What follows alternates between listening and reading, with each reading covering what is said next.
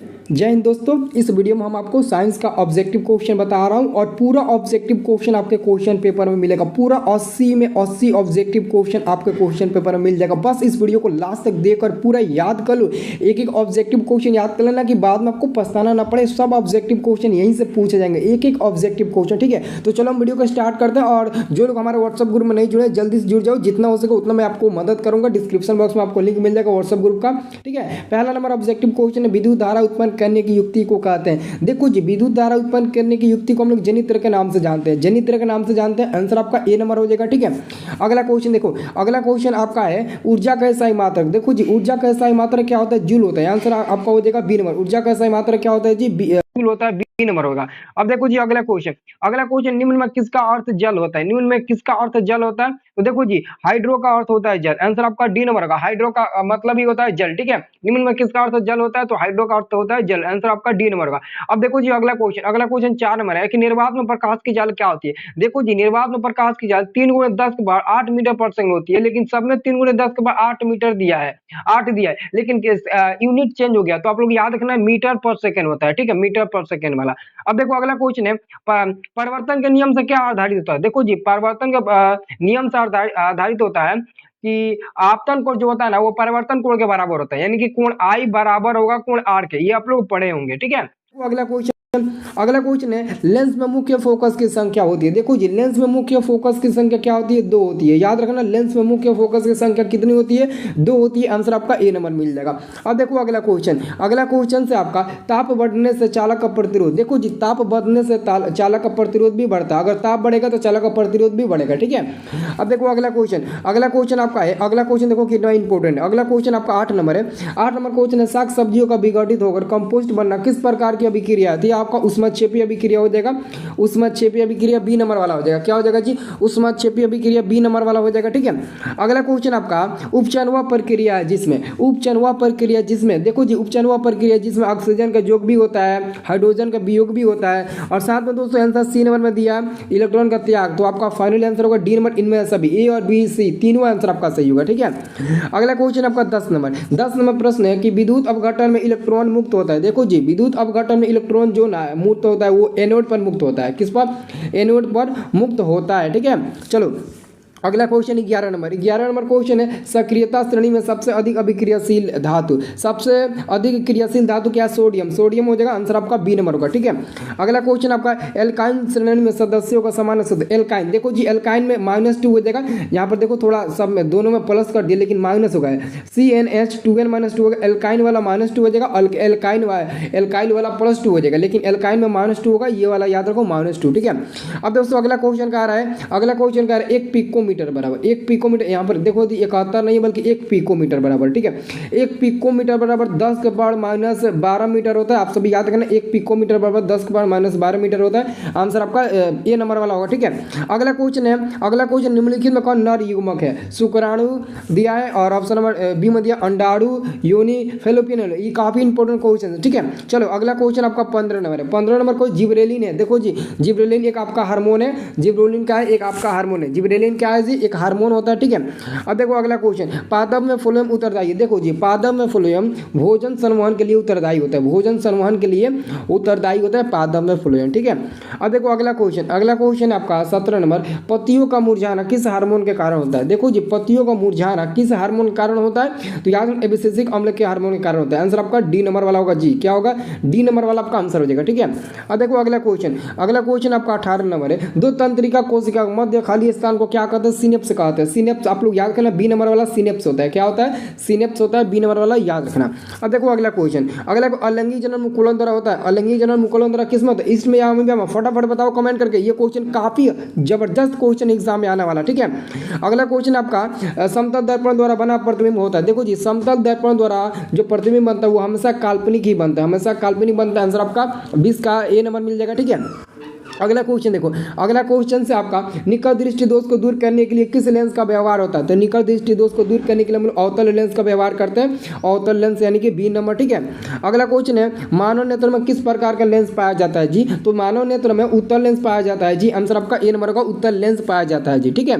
चलो अगला क्वेश्चन देखो, अगला क्वेश्चन आपका 23 नंबर क्वेश्चन आपका है कि विभवांतर मापने वाले यंत्र को कहा जाता है? देखो जी, विभवांतर मापने वाले यंत्र को हम लोग वोल्ट मीटर के नाम से जानते हैं, किसके नाम से? वोल्ट मीटर के नाम से जानते हैं। एक एक प्रश्न आपका लड़ेगा, एकदम याद कर लेना, जितना हो सके उतना आप लोग वीडियो को शेयर करें, चैनल को सब्सक्राइब भी कर लेना, ठीक है। और एक और बात, आप लोग व्हाट्सएप ग्रुप में जरूर ज्वाइन होना, जितना हो सके उतना मैं आपको मदद करूंगा। 24 नंबर क्वेश्चन आपका अमीटर को विद्युत परिपथ में कैसे जोड़ा जाता है? उसको श्रेणी क्रम यानी कि सीरीज में जोड़ा जाता है, इंग्लिश में सीरीज बोलते हैं, हिंदी में श्रेणी क्रम, ठीक है। तो अमीटर को विद्युत परिपथ में कैसे जोड़ा जाता है? श्रेणी क्रम में जोड़ा जाता है, ठीक है।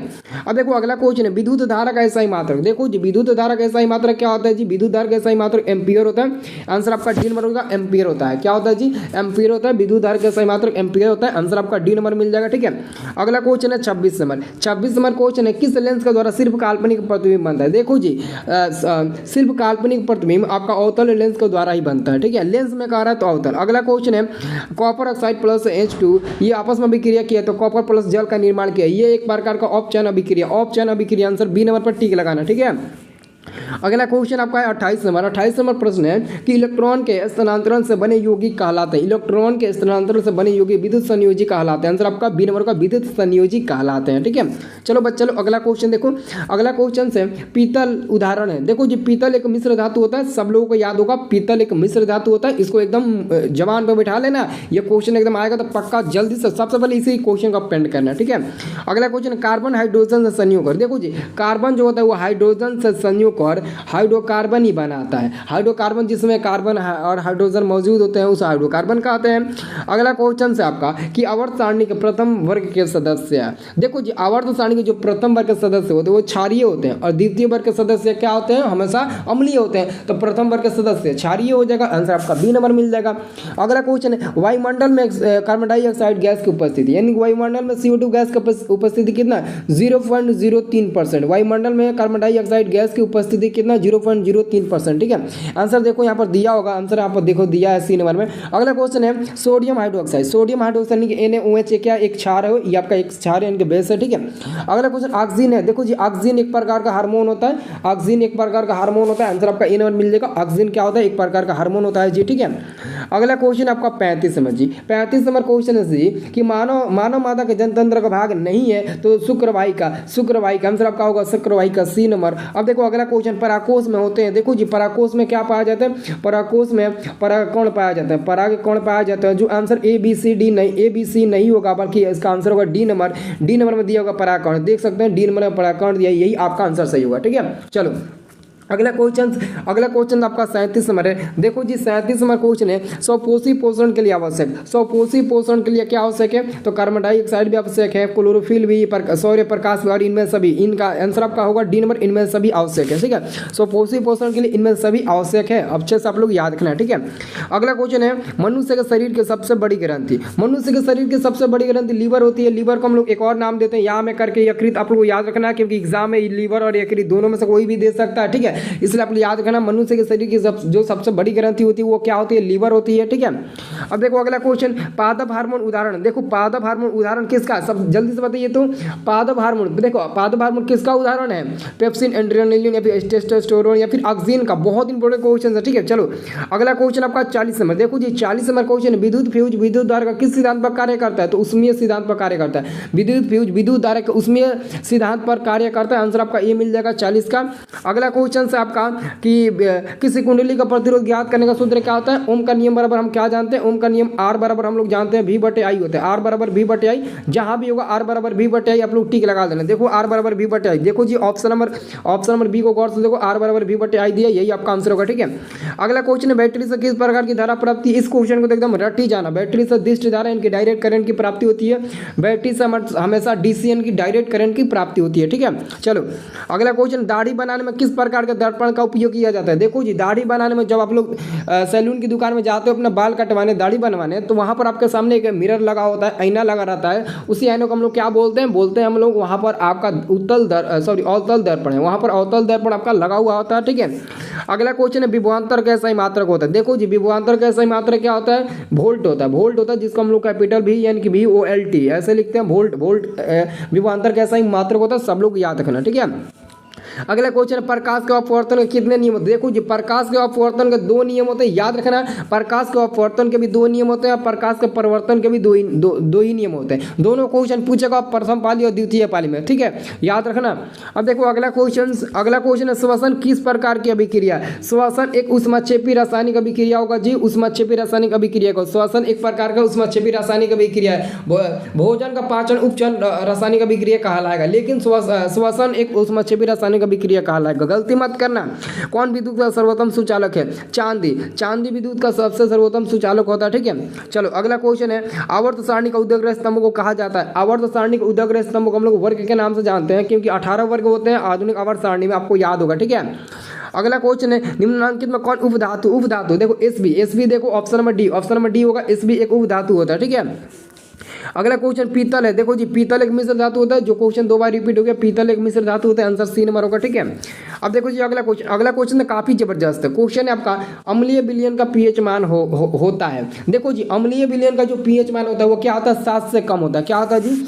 7 से कम होता है। अम्लीय विलयन का पीएच मान क्या होता है? 7 से कम होता है। क्या होता है जी? अम्लीय विलयन का पीएच मान 7 से कम होता है मेरे दोस्त, 7 से कम होता है। ठीक है, चलो अगला क्वेश्चन, सरलतम हाइड्रोकार्बन। देखो सबसे सरलतम हाइड्रोकार्बन मीथेन होता है। क्या होता है जी? मीथेन होता है, जिसका अणु सूत्र CH4 होता है। CH4 methane. ठीक है, याद रखना मीथेन का अणु सूत्र। अगला क्वेश्चन है, कुटपाद किस में पाया जाता है? देखो जी, कुटपाद जो पाया जाता है अमीबा में पाया जाता है।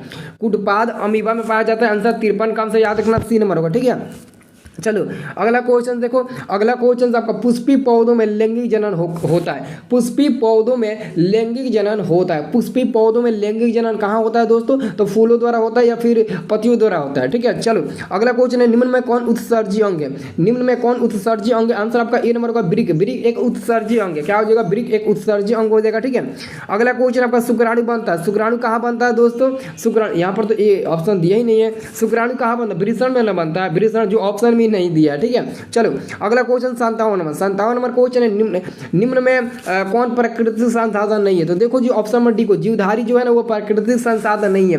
जीवधारी प्राकृतिक संसाधन नहीं है।